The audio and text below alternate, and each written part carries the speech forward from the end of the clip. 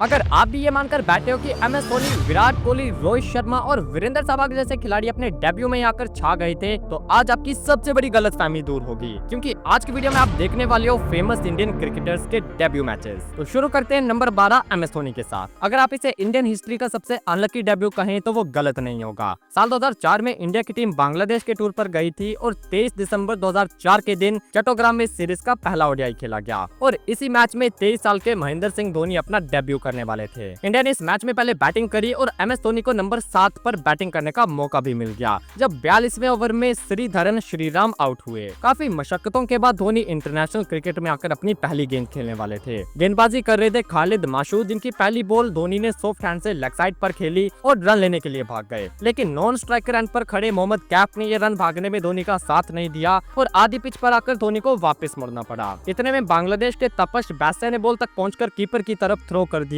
और MS धोनी अपने debut match की पहली गेंद पर 0 के स्कोर पर रन आउट हो गए। So Rafiq will continue. Mahendra Singh Dhoni has come out to the middle. He's the man from Jharkhand. He's sent back. The bails are off again. The third umpire has been called for. The Bangladesh fielders are celebrating. In fact, he's not even asked for the third umpire, has he? And Dhoni departs first ball. And that's most unfortunate. This is his debut. And quick walk in the field. That's out. The umpire in a perfect position. Number 11। जिस उम्र में हम लोगों ने गली cricket खेलना शुरू किया था, वहीं ये खिलाड़ी अपना इंटरनेशनल डेब्यू कर रहा था। आप समझ गए होंगे कि यहाँ बात God of cricket Sachin Tendulkar की हो रही है। 1989 में इंडियन टीम पाकिस्तान के टूर पर जाती है और 15 नवंबर को कराची में सीरीज का पहला टेस्ट मैच खेला जाता है। ये वो टाइम था जब पाकिस्तान की बॉलिंग जानलेवा हुआ करती थी, क्योंकि इस लाइनअप में वसीम अकरम, वकार यूनुस और इमरान खान जैसे तेज गेंदबाजों की तिकड़ी थी और इसी तिकड़ी के सामने इस मैच में अपना डेब्यू किया था 16 साल के सचिन तेंदुलकर ने। सचिन सर को नंबर 6 पर बैटिंग के लिए भेजा गया और 16 साल का ये लड़का 23 गेंदों तक इस गेंदबाजी के आगे टिका रहा। सचिन सर ने 15 रन बनाए और फिर 24वीं गेंद में उनकी ये पारी खत्म हो गई, जब वकार यूनुस की इस इन स्विंगर ने उन्हें बोल्ड कर दिया। बहुत ही उम्दा बॉल। ये देखिए, ये गेंद ऑफ स्टंप पे पड़ा और बड़ी तेजी से अंदर आया और पेस और स्विंग के साथ बीट हुए तेंदुलकर।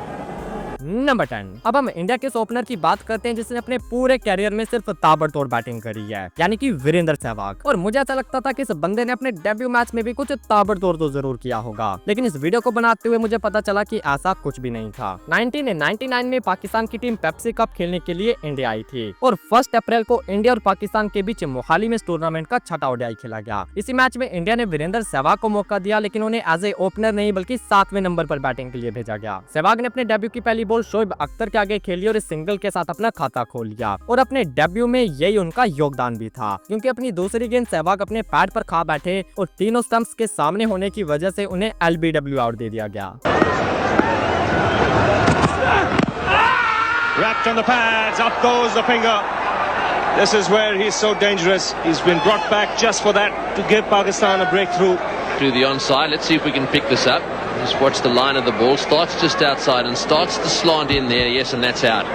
नंबर 9। अब जिस खिलाड़ी की बात हम करने वाले हैं, अक्सर उनकी ज्यादा बात नहीं की जाती, जबकि उस बंदे ने हमेशा टीम इंडिया के लिए परफॉर्म किया है। अगर बैटिंग से नहीं तो बॉलिंग से, और अगर बॉलिंग से नहीं तो अपनी फील्डिंग से। और उस खिलाड़ी का नाम है युवराज सिंह। और दावा नहीं बल्कि ये फैक्ट है कि युवराज सिंह जैसा ऑलराउंडर इंडिया को शायद ही कभी मिल पाएगा। अब डेब्यू की बात करें तो यूवी पाजी ने अपना इंटरनेशनल डेब्यू साल 2000 में किया था। उस टाइम एक टूर्नामेंट खेला गया था ICC नॉकआउट करके, जिसे बाद में चैंपियंस ट्रॉफी का नाम दिया गया। इस टूर्नामेंट का पहला मैच इंडिया और केन्या के बीच खेला गया और यूवी पाजी को भी इस मैच में शामिल किया जाता है, बट इस मैच में उनकी बैटिंग नहीं आ पाती, क्योंकि केन्या ने पहले बैटिंग करके सिर्फ 208 रन बनाए थे और इंडिया ने इस टारगेट को सिर्फ 2 विकेटें गंवाकर चेज कर लिया था। लेकिन यूवी पाजी ने इस मैच में 4 ओवर्स डाले थे, जिसमें कि उन्होंने सिर्फ 16 रन दिए। अब यूवी पाजी की फर्स्ट इनिंग की बात करें तो वो इसी टूर्नामेंट के अगले मैच में आई, जो कि इंडिया और ऑस्ट्रेलिया के बीच खेला गया क्वालिफायर मैच था। इंडिया इस मैच में पहले बैटिंग करती और उनके 90 पर 3 खिलाड़ी आउट हो जाते हैं। इसके बाद 5 नंबर युवराज सिंह को भेजा गया और यूवी पाजी 80 गेंदों के अंदर 84 रन बनाकर आउट हुए। उनके इस पारी के चलते इंडिया इस मैच को 20 रनों से जीत गई और जो man of the match award था वो भी यूवी पाजी को दिया गया। नंबर 8, अब हम बात करते हैं इंडिया के one of the successful off spinner Harbhajan Singh की। सिर्फ 17 साल की उम्र में भज्जी ने अपना डेब्यू अपने टाइम की सबसे डेंजरस टीम ऑस्ट्रेलिया के सामने किया था। बात है 1998 की, ऑस्ट्रेलिया की टीम इंडिया के टूर पर आई थी और इस टूर पर सबसे पहले 3 टेस्ट मैचेस की सीरीज खेली जाने वाली थी। पहले दोनों टेस्ट मैचेस इंडिया ने जीत लिए थे और 25 मार्च को बैंगलोर में खेले गए तीसरे टेस्ट मैच में भज्जी को मौका दिया गया और भज्जी ने अपने डेब्यू में सबको दिखा दिया कि भाई उनमें कुछ बात तो है और वो इस टीम में लंबा टिकने वाले हैं। पहली पारी के अंदर भज्जी को 2 विकेटें मिली और उनका पहला शिकार थे ग्रेग ब्लेवेट, जो कि भज्जी की फिरकी को पढ़ नहीं पाए और बोल्ड हो गए।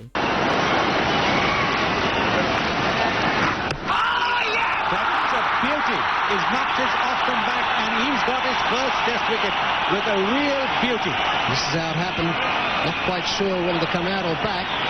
In the end, he's gone back to a ball he should have gone forward to. Missed it.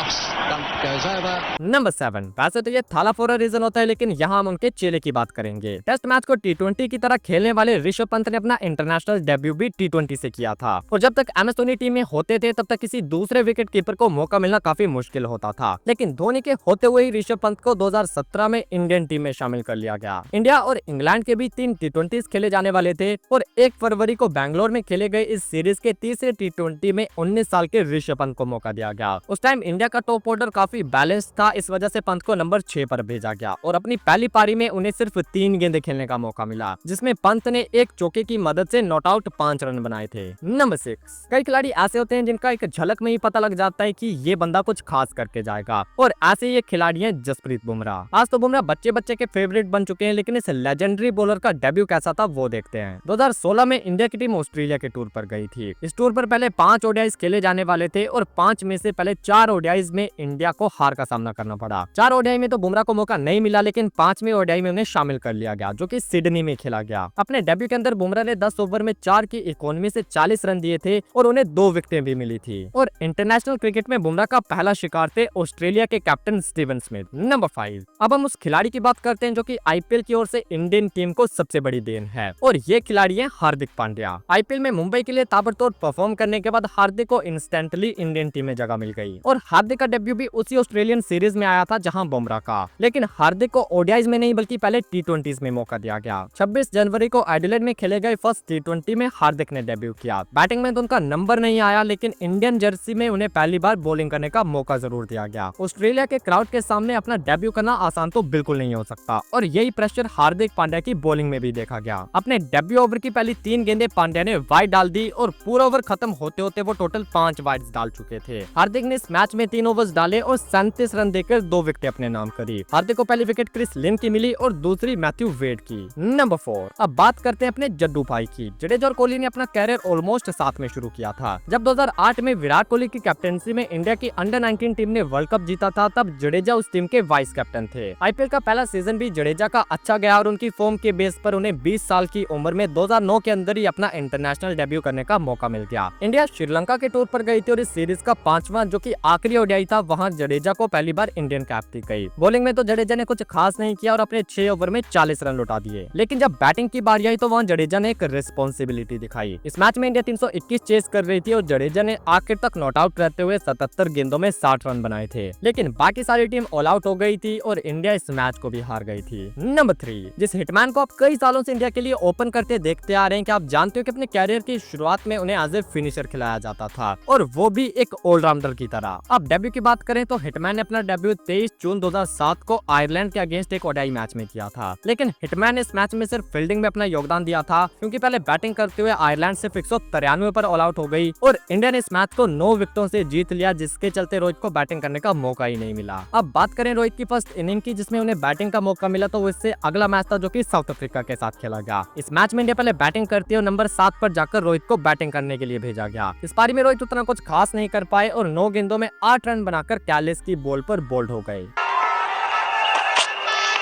He's bowled him. Well, looking to hit mid-wicket, closing the face of the bat, Rohit Sharma. It's a very good comeback by the South African bowlers in the last few overs. Yeah, just trying to hit it too square. It just wasn't there to hit, was it? And the top of leg stump goes back.